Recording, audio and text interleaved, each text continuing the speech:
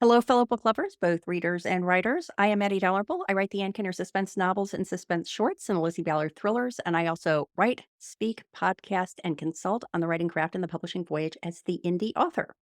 And this is my video series, What I Learned, where I ask authors two questions related to their latest book. What did they learn from that book that they would like to share with their fellow writers? And what did they learn that they would like to share with their fellow readers? And so I am here today with Zack Rogow. Hey, Zack, how are you doing? Good. Thank you so much, Maddie, for inviting me to be part of this series.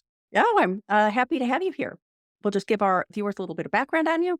Zack Rogow is the award winning author, editor, or translator of more than 20 books and works for the theater. His play Colette Uncensored had its first staged reading at the Kennedy Center in Washington, D.C., and ran in London, Indonesia, Catalonia, San Francisco, and Portland. And his latest book and first nonfiction book is Hugging My Father's Ghost. And so today I am here asking Zack the two What I Learned questions about Hugging My Father's Ghost, starting with what did you learn that you would like to share with your fellow writers? Well, that's a good question. And I think one thing I learned is that it's important not to be too boxed into what you've written in the past in terms of your projects for the future. So I had never written a memoir before. I'd never written a book of nonfiction. I'd never really completed or published a book of full-length prose. I mostly have written poetry and works for the stage. And this project spoke to me, though, because during COVID, I went over the works of my dad, Lee Rogow, who was also a writer. And I hardly knew him. He died tragically when I was 3 years old. But he left quite a trove of writings, both published and unpublished. And it was looking through those writings that inspired me to write this memoir about him, to really kind of discover for myself who he was and how his life in some ways paralleled things that happened to me later on that I didn't even realize before. So I went way outside of my comfort zone as a writer because I was writing a nonfiction memoir.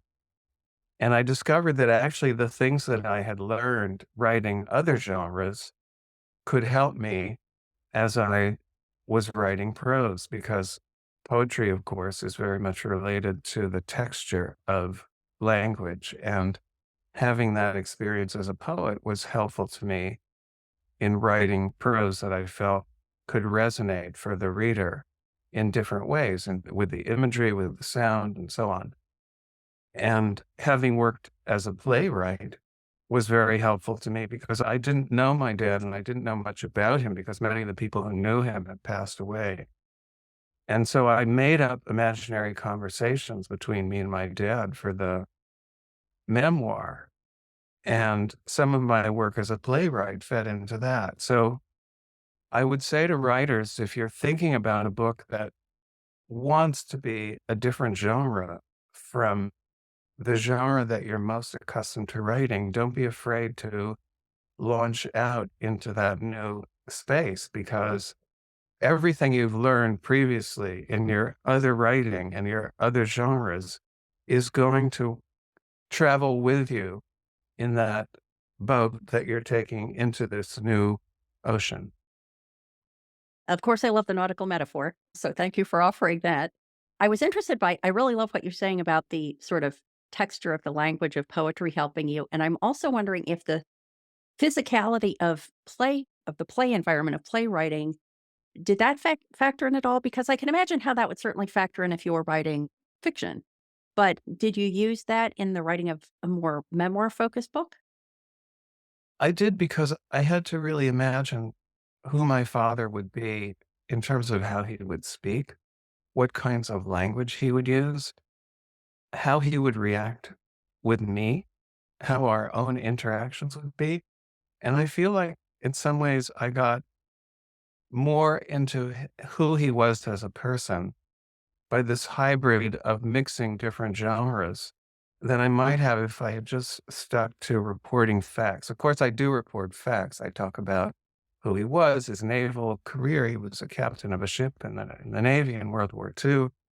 He was a drama critic. You know, there are many interesting facts about his life too, but all of that is interwoven with these conversations where he and I, quote, talk. I mean, we're not really talking, but it became a kind of conversation in the end.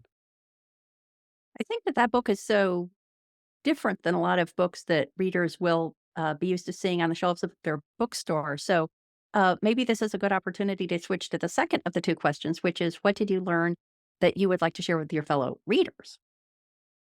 Well, I'd like to say again to readers to venture outside of the genre that you are most accustomed to, because I tend to get into certain grooves or ruts as a reader. You know, there are times that I'll just read.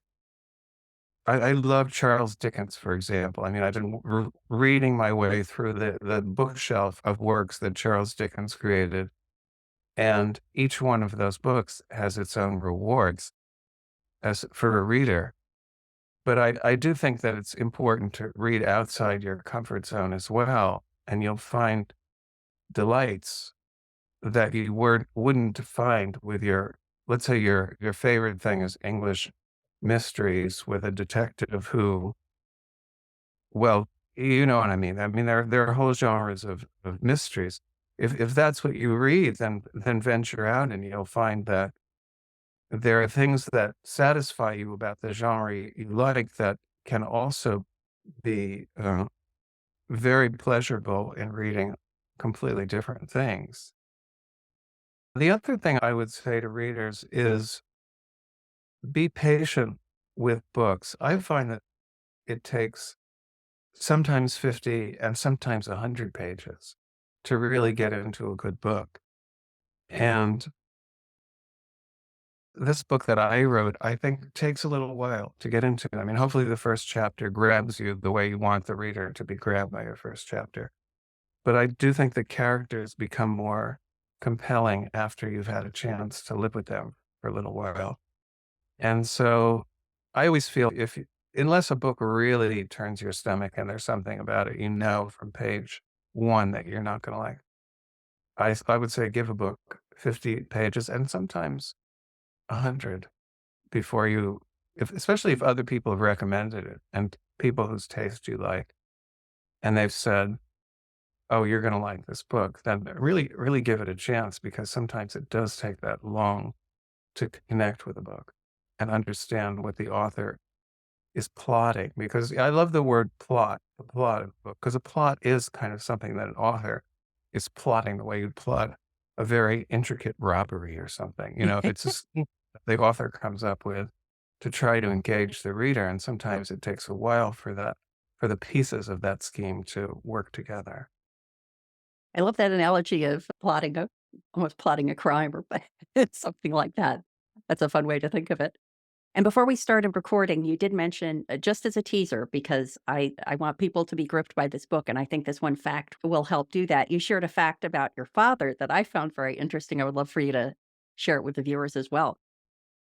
So my dad was part of a group of people who entered the US Navy after the Pearl Harbor attack in World War II, where the Navy was decimated and they had to bring in people who had never been in the armed forces before and train them to be officers within 90 days. They called them 90-day wonders. And one of the people my dad served with in these 90-day wonder schools was the author Herman Wouk, who wrote War and Remembrance and many other books. And he based the main character of his Pulitzer Prize winning novel, The Caine Mutiny, on my dad as he knew him then. And my dad, who was a book reviewer and also a writer, reviewed Herman Wouk's book. And oddly, because they were pretty good friends, and I played with his son, Herman Wouk's son. I mean, these were real friends of my parents. My dad gave the book kind of a negative review, which was unusual because it was a New York Times bestseller, top of the bestseller list for over 30 weeks and so on.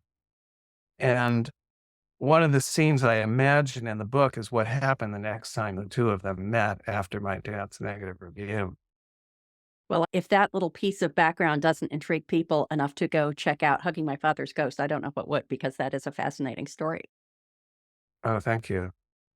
So, Zach, thank you so much for sharing just a little teaser for Hugging My Father's Ghost. And please let everyone know where they can go to find out more about you and your book and everything you do online. My website is Zack Rogow, ZackRogow.com. And Hugging My Father's Ghost is published by Spite and Dival Publishing, but you can find it on Amazon if you go to Amazon and search Hugging My Father's Ghost. Great. Thank you so much. Thank you so much, Maddie. I enjoyed this.